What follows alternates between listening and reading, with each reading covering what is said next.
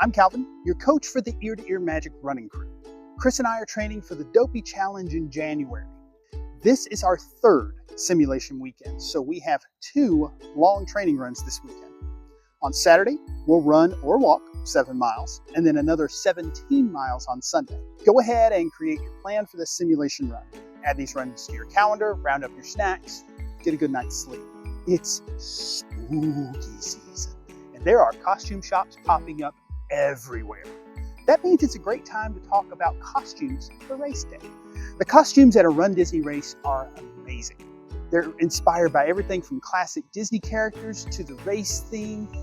If you're running with other people, a group costume can be a lot of fun. Before you bring your creative vision to life, let's talk about the costume rules for runDisney races. In general, your costume must always be family friendly, and it cannot present a safety hazard for you or anyone else.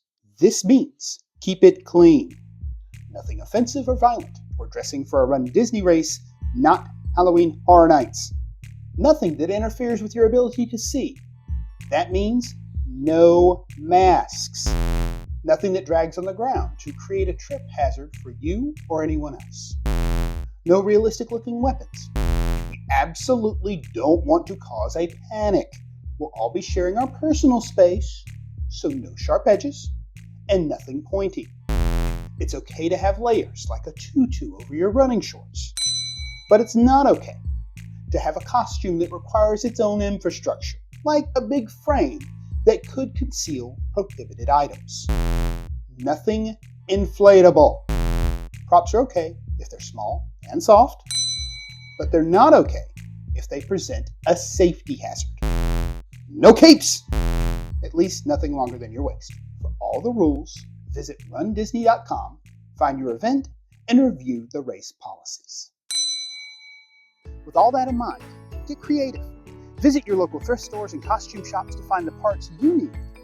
Watch for the deals near the end of the season. And think about how long you'll be wearing that costume. A costume that's great for a 5K may not be practical for a longer distance.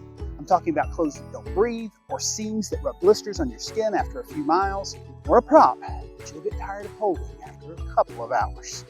But I can do this all day.